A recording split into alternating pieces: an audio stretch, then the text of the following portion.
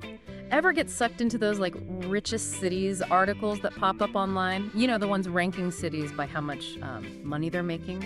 Oh, yeah. Those are always kind of fun to look at. Well, today we're going to do a deep dive into one, but with a bit of a twist. We're going to go beyond the rankings themselves and think about what they actually tell us about the global economy. Okay, sounds interesting. So the source we're looking at today is this Yahoo Finance article, and it was originally written in traditional Chinese. Wow. It breaks down the GDP of the world's wealthiest cities. Get ready for some mind-boggling numbers, and maybe even some bigger insights into China's economic rise. Yeah, I think sometimes those rankings can give us a really different perspective. We often think about countries and their economic power. Right. But cities are kind of becoming these hubs, Oh, yeah. centers for activity and where wealth is being created. For sure. And, right off the bat, this article throws out a major player, New York City. Its GDP is a massive $12.6 trillion. Oh, wow. That makes it the only city to break the $10 trillion mark. Yeah, I think to put that in perspective, that's larger than the entire GDP of Canada. Yeah, it's crazy. It really highlights how important New York is as a financial capital, global financial capital. Right, right. It attracts businesses and talented people from everywhere. And its economic output really shows how much influence it has on, industries like finance, media, tech, all that. Yeah, it's a powerhouse. Tokyo comes in second, which is respectable, 6.6 trillion. But New York is definitely, in a league of its own. Totally. But okay, this is where things get really interesting, I think. 4 Chinese cities have cracked the top 10 now. Oh, wow. Shanghai, Beijing, Shenzhen, and Chongqing. So, China's economic influence it's not just a prediction anymore, right? Yeah. It's happening right in front of us. Exactly, yeah. This data really shows that shift. It's not just that these cities are growing. They're becoming these powerhouses on their own. Really adding to how China is becoming such an economic force. Yeah. The article actually focuses on the top 30 Chinese cities. Yeah. And the numbers are they're crazy. Okay. They account for 43% of China's total GDP. 43%. Yeah. That's almost half. I know.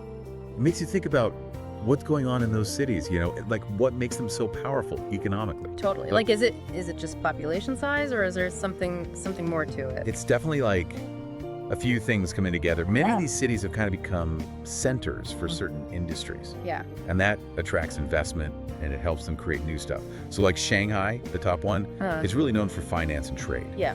And Shenzhen is a hub for technology and manufacturing. Yeah. So that specialization really helps them grow quickly and become so influential in the global economy. That makes sense.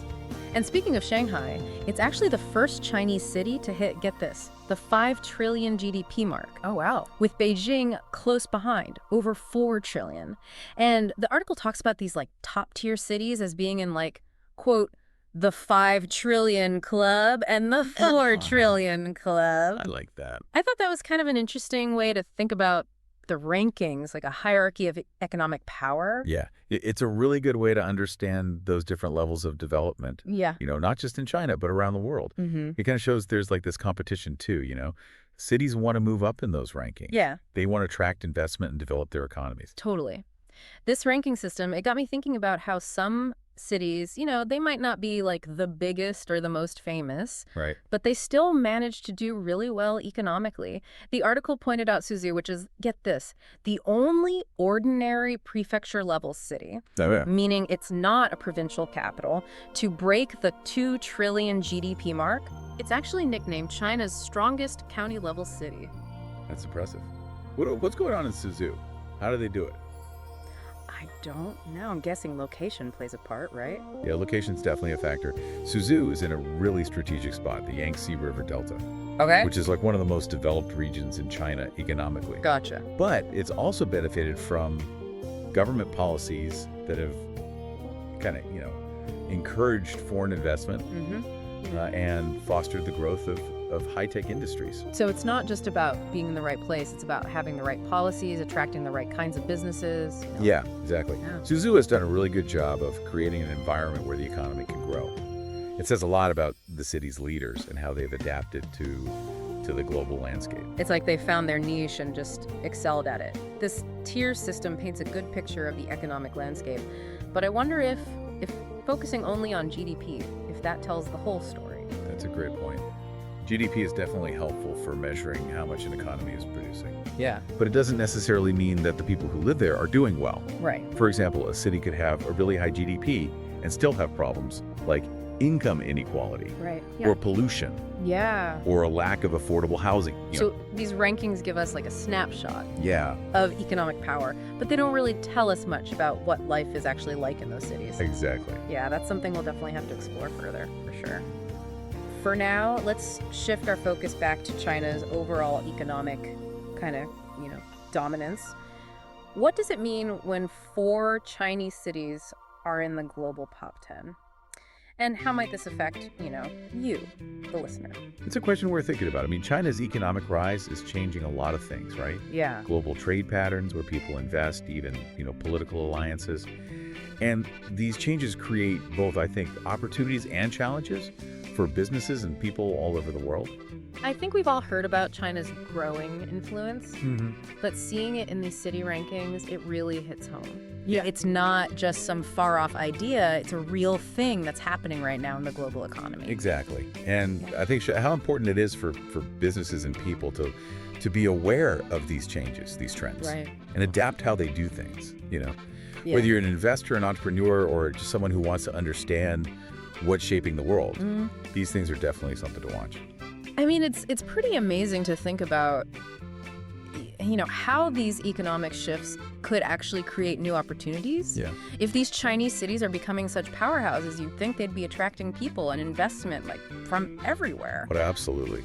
I mean, as these cities grow and develop, they're going to need skilled workers, Yeah. new ideas, investment capital. Mm. This could be a huge opportunity for all sorts of people. Yeah, yeah. People looking for jobs in cutting-edge industries, entrepreneurs wanting a new market, Mm-hmm. investors looking for the next big thing. It's like a gold rush almost. But instead of gold, it's economic opportunity. Right.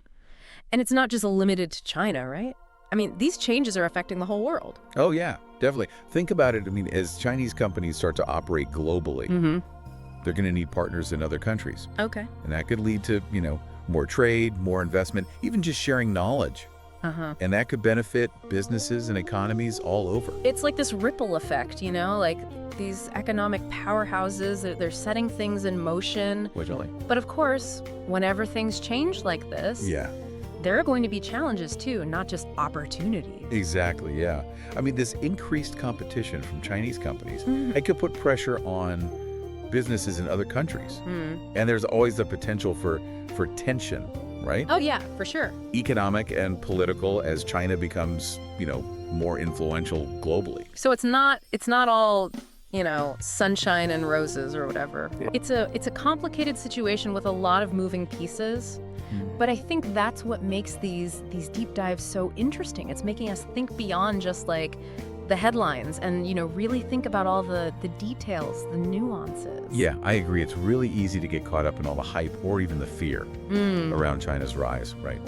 But it's really important to look at these developments critically, Mhm. weigh the good and the bad, and then make smart decisions based on solid data. Like we're kind of like detectives, Yeah. trying to solve the puzzle. We have some of the pieces, but we need to keep digging to see the whole picture. Speaking of digging deeper, I'm curious, what are our listeners thinking? Yeah, good question. What stood out to you from all this data? What questions do you have? Yeah, I'd love to hear what people think. Do you see this as a threat or an opportunity? How do you think it'll affect your life, your work, your community? We've talked a lot about GDP, Yeah. but it's just one way to measure things, and it doesn't tell the whole story. There are other things that matter too, right? Yeah. Like quality of life, taking care of the environment, social equity. Yeah, a city could have a really high GDP, Right.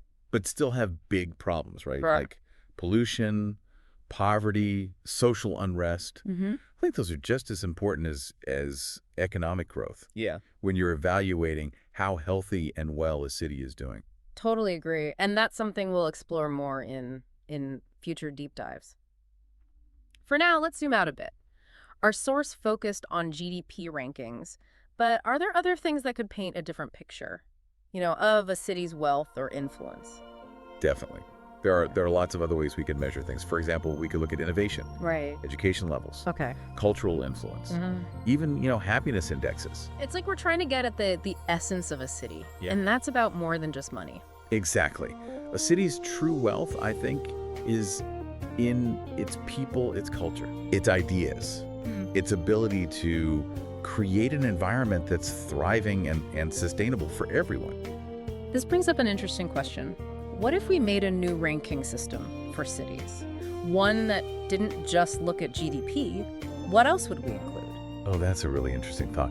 We could factor in things like, access to healthcare, the quality of education, Right. a strong arts and culture scene, how well they protect the environment, Yeah. just the overall sense of community. Like, how happy are people? Yeah. We're trying to figure out what makes a city truly great. And it's more than just, how much money it's making. Absolutely.